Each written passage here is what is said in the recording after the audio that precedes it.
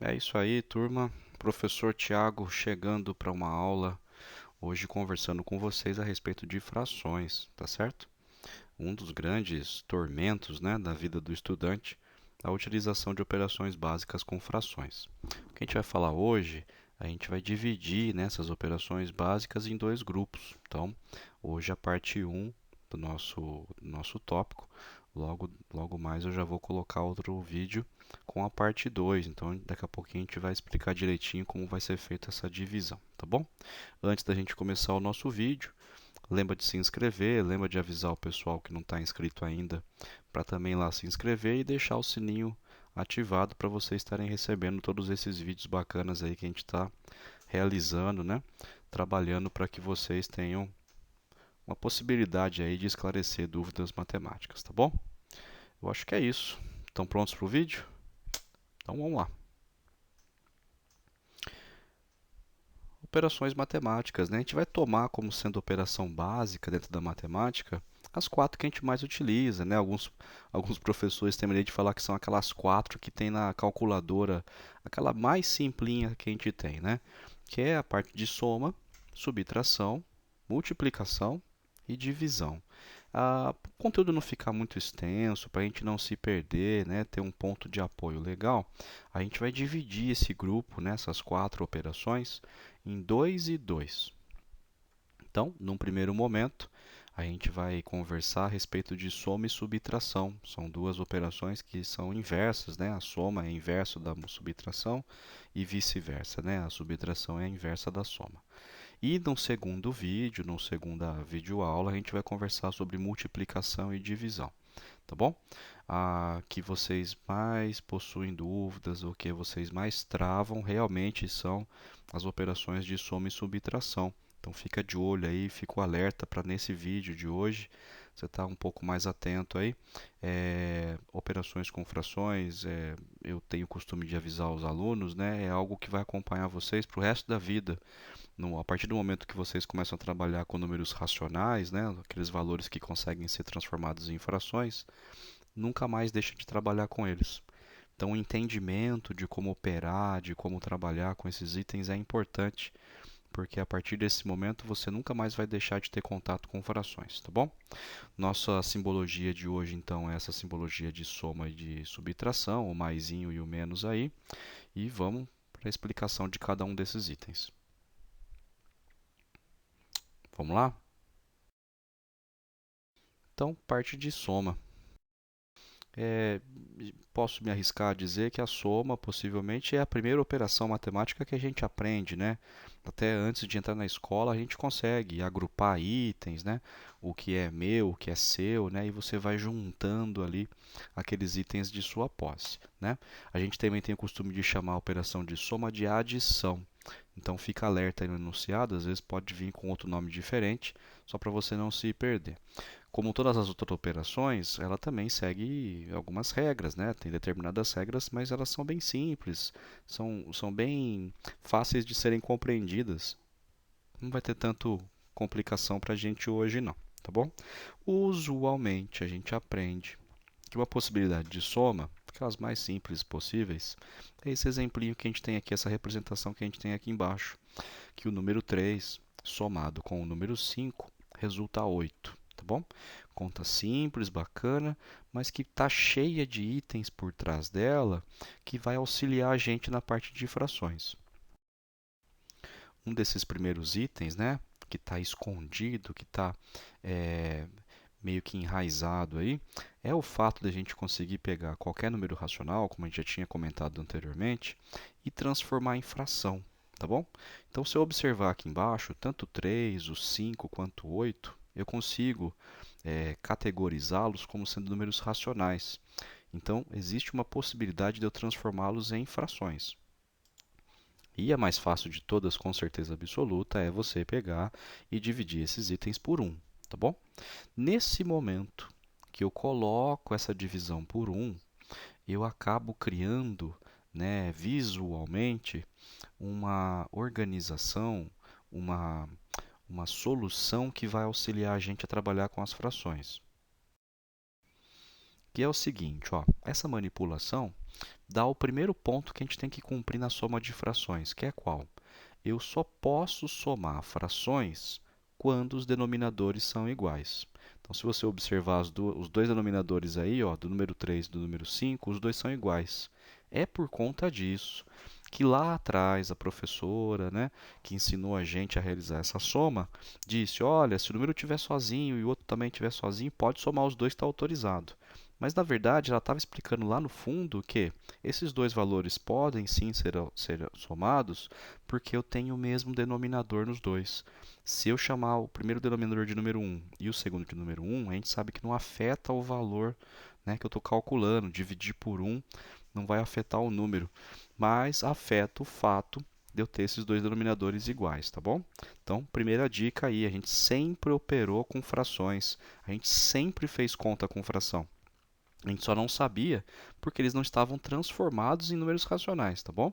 Mas sempre teve o número 1 escondido ali embaixo, fazendo as vezes, né, do nosso denominador para os dois serem iguais. Bom, já que eu descobri que na parte da soma os meus denominadores precisam ser iguais, o bacana é que o nosso exemplo acabou mostrando também o resultado dessa nossa soma. Que é o seguinte, se eu tenho o mesmo denominador na parte anterior do igual, né, antes de eu realizar a igualdade, significa que na parte que vem depois, esse número 1 também se conservou. Essa é a segunda parte da regra de soma de frações. Eu nunca vou realizar uma alteração com o denominador. Ou seja, o meu denominador do resultado sempre será igual ao denominador que eu tinha antes. Não existe nenhuma transformação nele. Eu vou conservar esse valor. Então, se eu juntar essas duas dicas que a gente observou num exemplo bem bobinho aí, a gente tem a definição da regra básica, né, da regra principal da operação de soma de frações, que é qual? Sempre que eu estiver operando, né, com duas frações, três frações, enfim, o primeiro passo é eu ter os denominadores iguais. Caso isso não esteja acontecendo, caso eu observe que os denominadores são diferentes, o que a gente vai fazer agora através dos exemplos é manipular esses denominadores de forma que eles fiquem iguais, tá bom? De forma que a gente encontre o famoso fator comum, né? O item que vai ser igual para todos, tá bom? E sempre, sempre, sempre que você realizar essa operação, o nosso resultado final vai conservar esse denominador que a gente conseguiu trabalhar antes. Vamos pegar um exemplo? Então acompanha comigo aí um exemplo onde os meus dois denominadores, né, a gente vai trabalhar sempre com duplas, eles são iguais, tá bom? Então imagina duas frações, eu tenho 3 dividido por 2, né, ou 3 meios, somado com 6 dividido por 2, tá? Como o fato já está aqui escrito, né, esses dois denominadores são iguais, então eu não tenho tanta dificuldade, eu vou fazer o processo de que é qual? Eu vou conservar esse denominador número 2, ele não vai ser afetado, não vou somá-lo, não vou multiplicá-lo, não vou fazer nada com ele, ele vai continuar sendo o número 2. Só que na parte de cima, do numerador da nossa fração, eu vou juntar esses dois itens que eu tinha antes, tanto o 3 quanto o número 6, tá bom? Então, nossa conta final aqui vai ficar como? 3 somado com 6 no numerador, nosso denominador continua número 2. Resposta final do item, então, eu sei que essa conta, né, essa soma de duas frações aí resultou em 9 sobre 2, tá bom? O bacana é você ficar alerta com esse 9 sobre 2. Sempre, né? Não esqueça disso. Sempre que a gente está operando com frações, é interessante que você sempre dê o resultado final na forma irredutível, tá bom? Não vou dizer para você que está errado você não reduzir a sua fração, mas também não está certo, né? A gente tem a vantagem de trabalhar com números menores, tem a vantagem de todas as pessoas que responderem aquela questão darem a mesma resposta, né? Então é válido você sempre tentar encontrar a sua forma irredutível. Fica esse alerta aí que o Ti colocou na lousa, tudo bem? Vou pegar uma segunda possibilidade de exemplo. Imagina agora que você tem realmente duas frações, só que uma delas não está apresentando denominador, tá bom? Número inteiro, tá certo? Então, o primeiro passo que a gente tem para fazer, lógico, é transformar esse número inteiro numa fração. tá? A gente lembra que todos os inteiros podem ser trabalhados como sendo racionais, né? Podem ser modificados, traduzidos em fração. Então a gente vai lá e coloca um dividido por 1 para os dois ambientes ficarem com o formato de fração. O que aconteceu aqui?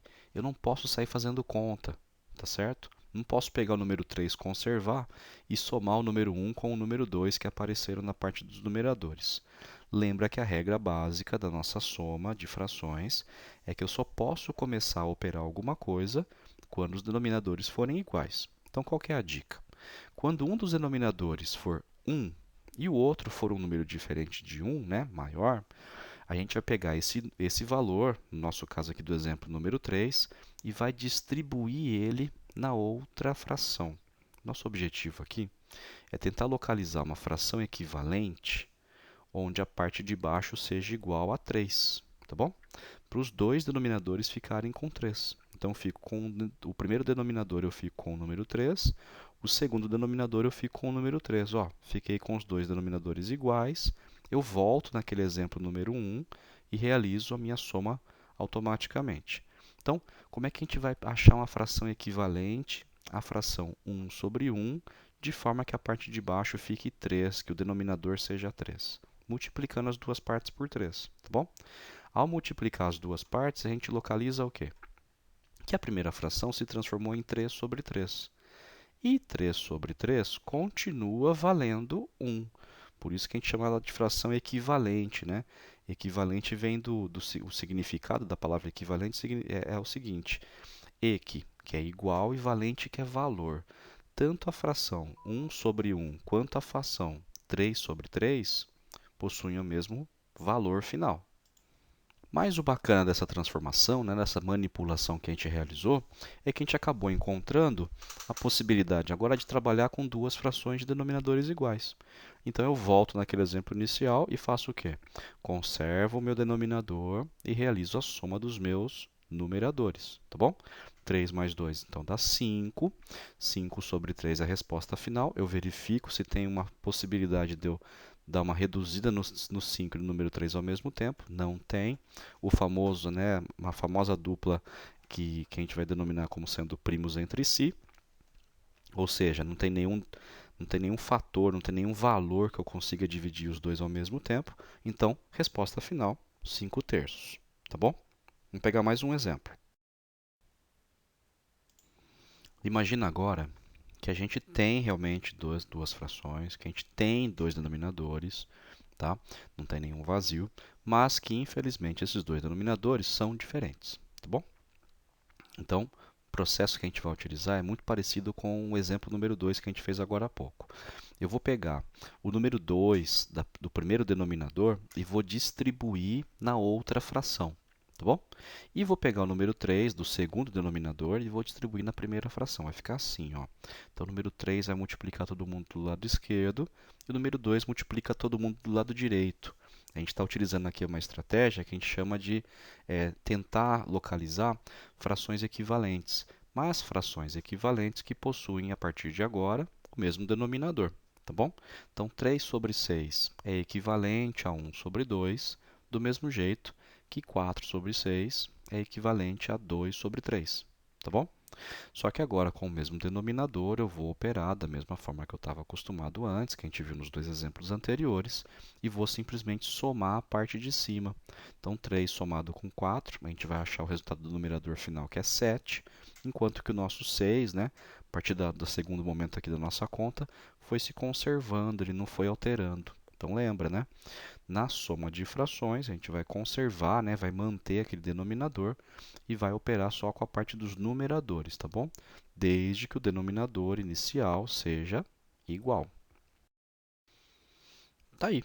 Então, essas manipulações feitas aí para achar, né, para definir as frações equivalentes, é um tipo de estratégia que você pode utilizar, né?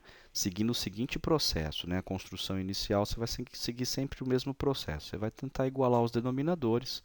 Se você conseguiu igualar, você vai conservar esse número que você localizou na resposta final, vai trabalhar só com os seus numeradores, então a manipulação que você fez vai trabalhar com numeradores diferentes às vezes, mas vai somá-los, né, no caso da nossa operação aqui, e se necessário, no final, ao observar que lá no final existe a possibilidade de você dar uma simplificada, dar uma reduzida, você vai trabalhar com a fração irredutível. Bom, essa é uma estratégia. Vocês perceberam que eu falei que era a estratégia de frações equivalentes. Não é a única, tá certo? Tem pessoas que não gostam dessa estratégia, tem pessoas que gostam de outras formas de você trabalhar.